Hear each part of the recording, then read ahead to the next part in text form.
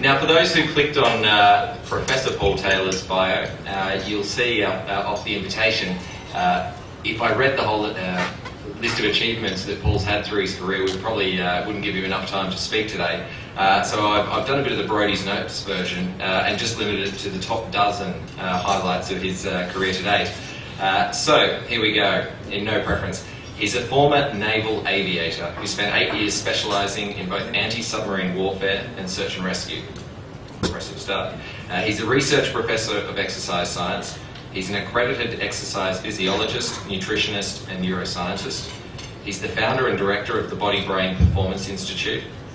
In 2009, he created and hosted the TV series Body and Brain Overhaul, which was shown on both Channel 1 HD and Channel 10. Paul is nationally and internationally recognised speaker in both the fitness and corporate health sectors. He's an author, he's a radio presenter. In 2010, he was voted the Fitness Industry Presenter of the Year. He has qualifications in combat survival and resistance to interrogation training. Every recruiter's worst nightmare. He holds a Bachelor of Science qualification. He holds a Master's in Exercise Science, a Master's in Human Nutrition, and all round is just a great guy, and I'm sure he's going to take us on a great journey today. So with that said, welcome to Paul.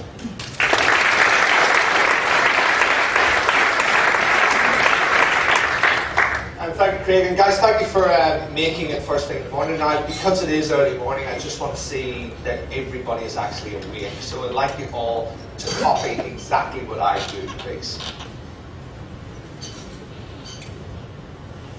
Now, some people have their left hand up. Why is that?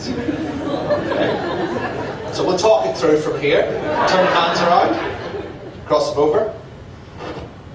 And clanks together. Now, if you've done this right, and just have a quick check, if you've done this right, the bottom thumb should be your right thumb. So just have a check and check with your neighbour there. Craig, actually think yours is wrong, so just flip that around for me.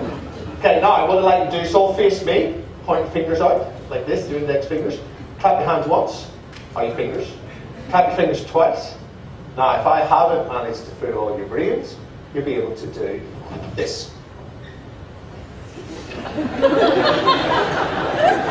Jedi mind trick number 1. So, and here we have the type A personalities over here still trying to work it out. Okay, guys, so what I'm going to talk about, actually I'll start the stopwatch. I've got 50 minutes to cram what I normally take a day or two to do. So, and Irish people speak quite quickly, so I will try to slow down. But I'm really going to talk about some of the challenges that I think we all face, which is one, and particularly in the current climate, one of sustainable performance. So how do we maximise our own psychological capital and that of our workforce, whilst trying to preserve at least a little bit of work-life balance? And I think the more companies I deal with now, companies are actually genuinely interested in work-life balance. One, because they care about the people, and two, because they know that it's one of the keys of sustainable performance. Because this is really what we want to avoid.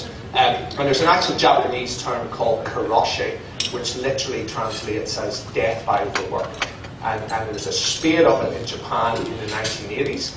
And it's interesting that some of the signs and symptoms of it we are seeing in Australia.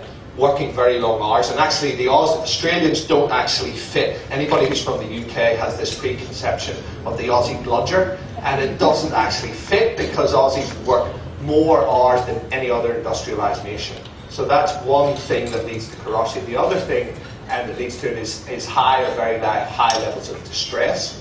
And from the last census, 12% of Australians actually have it. So we do have a bit of an issue, but there is a glimmer of hope. In fact, there's quite a bit of hope. I deal with quite a number of elite athletes and athletic organisations. And the interesting thing is looking at what it takes to actually be at the top of your game. So we know that when you get to the upper echelons of anything, be it in the military, in the boardroom, or on the athletic field, and there's what we call ceiling effects. Who's heard of the ceiling effect? Your hand up if you've heard of the ceiling effect. So ceiling effect is where at the top everything gets compressed.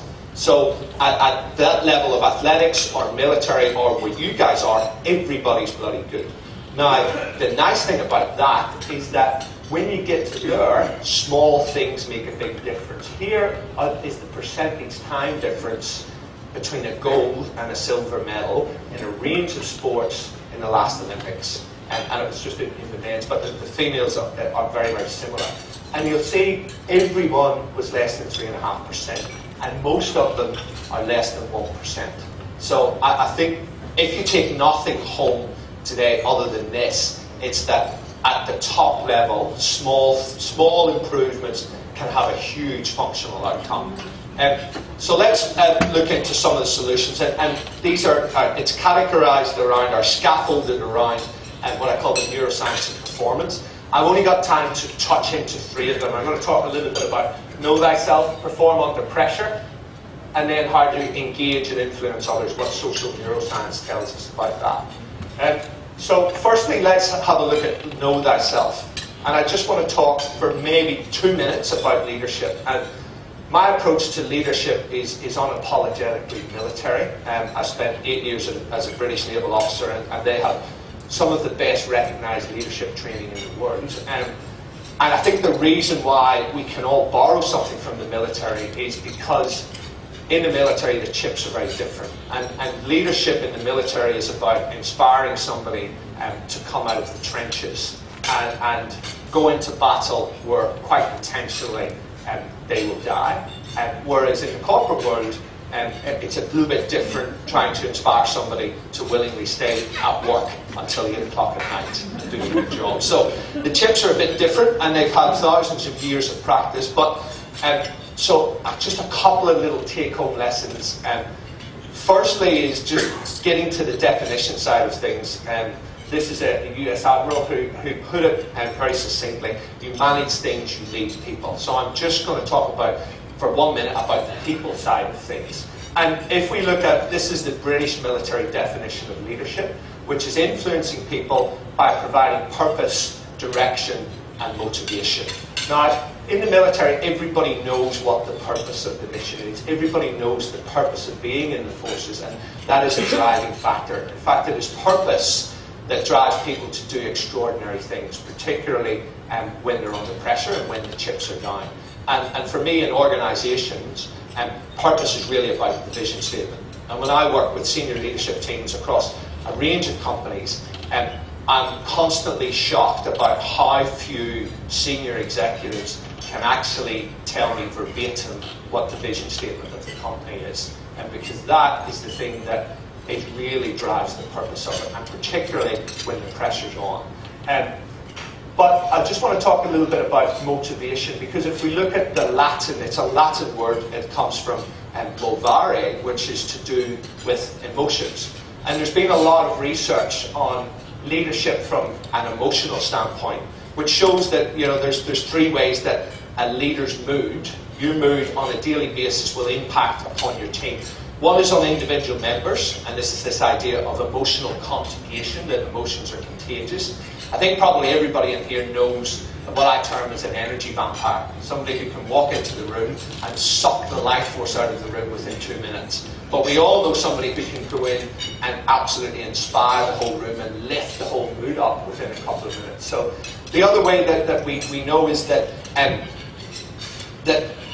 apart from on an individual member's leadership or your mood actually affects the group and the mood of the entire group. And the third way is that it affects the strategy, the task, the amount of effort they put in, how much they work as a team. And we know that when there is a good, inspiring leader, people band together as a team with a shared common vision. But when the leader isn't so good or is moody, what people tend to do is they withdraw into their own little circles. I'll talk a little bit about that later on.